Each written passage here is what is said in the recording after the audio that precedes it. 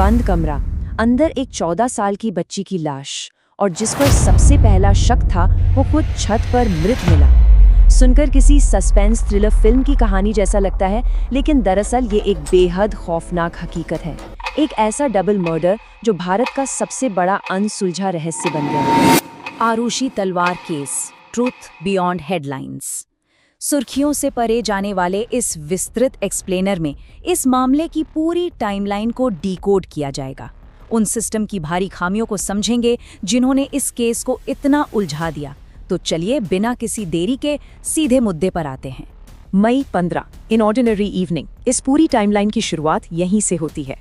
ये समझना बहुत जरूरी है कि इस पूरी त्रासदी की शुरुआत कितनी सामान्य थी। नोएडा में रहने वाला डॉक्टर राजेश और नूपुर तलवार का परिवार और उनकी 14 साल की बेटी आरुषि। 15 मई की रात 9:30 बजे राजेश घर लौटते हैं। 10:10 पर आरुषि अपनी आखिरी फोटो क्लिक करती है। सब कुछ एकदम नॉर्मल चल रहा है, लेकिन फिर आता है रात 12 बजे से 1 बजे के बीच का वो खौफनाक सन्नाटा। इसी 1 घंटे के दौरान घर के अंदर 2 हत्याएं हो जाती हैं, बिना किसी शोर शराबे के और बिना किसी गवाह के। अ ग्रूसम डिस्कवरी। अगली सुबह जो हुआ वो रोंगटे खड़े कर देने वाला था। 16 मई की सुबह जब कामवाली घर पहुंचती है तो एक बेहद डरावना नजारा सामने आता है। आरुषि मृत अवस्था में मिली, गला रेता हुआ और माथे पर एक गहरी चोट। लेकिन हैरान करने वाली बात ये थी कि मुख्य संदिग्ध गायब था। घर का नौकर हेमराज कहीं नहीं मिल रहा था। जाहिर सी बात है, पुलिस और परिवार का पहला शक सीधे उसी पर गया। उस वक्त ये बिल्कुल एक सीधा साधा मामला लग रहा था कि नौकर ने ही हत्या की और वहां से फरार हो गया। लेकिन कहानी इतनी सीधी थी नहीं। हत्या के ठीक अगले दिन घर की छत से एक अजीब सी सड़ांध आने लगती है। वो तेज बदबू जांचकर्ताओं को छत के उस दरवाजे तक ले जाती है जो बाहर से पूरी तरह लॉक था। दरवाजा तोड़ा गया और वहां हेमराज की लाश मिली। जिस इंसान को मुख्य कातिल मानकर पूरे शहर में ढूंढा जा रहा था, वो उसी घर की छत पर मृत पड़ा था। और यहीं से ये पूरा केस एक लॉक्ड रूम मिस्ट्री में बदल गया। मतलब कातिल कौन था और वो बाहर कैसे गया? The investigation stumbles. जांच यहीं से बुरी तरह लड़खड़ाने लगी। अब किसने किया वाले सवाल से थोड़ा हटकर ये देखना बहुत जरूरी है कि शुरुआती जांच आखिर हुई कैसे। एक क्राइम सीन को कैसे सुरक्षित रखा जाता है, इस मामले में वो प्रोटोकॉल पूरी तरह से फेल हो गया। पुलिस ने एरिया को सील ही नहीं किया। भीड़ घर के अंदर और छत पर खुलेआम घूमती रही, जिससे सारे अहम फोरेंसिक सबूत, फिंगरप्रिंट्स, पैरों के निशान सब लिटरली नष्ट हो गए। और सबसे दुर्भाग्यपूर्ण बात, बिना किसी ठोस सबूत के मीडिया ने तुरंत माता पिता को ही दोषी घोषित कर दिया। और ये कड़वे सच तक लाता है। ये केस सिर्फ अदालतों में नहीं, टीवी स्टूडियोज में लड़ा गया। न्यूज़ चैनल्स ने बिना सबूतों के अपनी अपनी कहानियां गढ़ना शुरू कर दिया। चरित्र पर सवाल उठाए गए, मनगढ़ंत नरेटिव सेट किए गए। ये एक ऐसा मीडिया ट्रायल था जिसने असली जांच को पूरी तरह से पटरी से उतार दिया।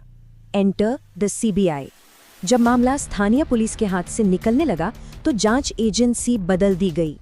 भारत की सबसे बड़ी जांच एजेंसी सीबीआई को बुलाया गया। उम्मीद थी कि अब सच सामने आ जाएगा, लेकिन कंफ्यूजन और ज्यादा बढ़ गया। कई अलग अलग और विरोधाभासी थ्योरीज सामने आने लगी।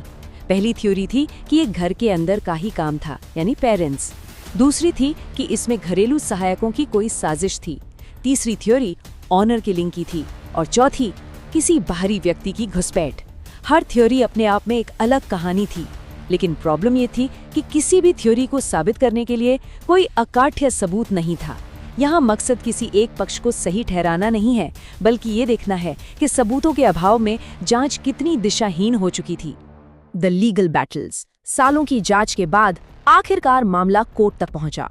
सालों की इस जटिल जांच के बाद न्याय प्रक्रिया एक पेंडुलम की तरह झूलने लगी। सिस्टम की बहुत बड़ी विडंबना देखिए।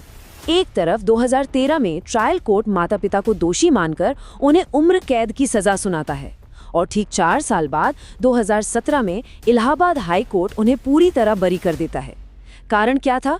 सबूतों का भारी अभाव। ये फैसला एकदम स्पष्ट रूप से दिखाता है कि न्याय प्रणाली के भीतर कितनी बड़ी विसंगतियां थी। The void of evidence. जो तथ्य मौजूद थे उनसे कहीं ज्यादा अहम वो सबूत थे जो कभी मिले ही नहीं। दरअसल ये सिर्फ एक अनसुलझा मर्डर केस नहीं है, बल्कि ये सिस्टम की एक बहुत बड़ी विफलता है। आज भी कई सवाल जस के तस बने हुए हैं। वो अज्ञात फोन कॉल्स किसने किए थे? क्राइम सीन पर वास्तव में किसका डीएनए मौजूद था? हत्या का वो हथियार, वो वेपन आज तक कहाँ है? और क्या उस रात कोई बाहरी व्यक्ति सच में घर में मौजूद था? ये वो मिसिंग पजल पीस हैं, वो खोई हुई कड़ियां हैं जिनकी वजह से ये केस आज तक नहीं सुलझ पाया। तो लब्बो-लबाब ये है कि आरुषि हेमराज केस सिर्फ एक क्राइम स्टोरी नहीं है। ये समझौता किए गए न्याय, खोए हुए सच और सिस्टम के पूरी तरह से कोलैप्स होने की एक बेहद दुखद केस स्टडी है। इसने साफ तौर पर दिखाया कि कैसे शुरुआती गलतियां, घोर लापरवाही और मीडिया के गैर जिम्मेदाराना रवैये ने सच को हमेशा के लिए दफन कर दिया। और अंत में एक बहुत ही गहरा सवाल हमेशा के लिए जहन में रह जाता है। जब सबूत खो जाते हैं और सच दफन हो जाता है, तो क्या कभी वास्तव में न्याय मिल सकता है? इस एक्सप्लेनर में शामिल होने के लिए शुक्रिया। ऐसे ही और विश्लेषणात्मक कंटेंट के लिए जुड़े रहें।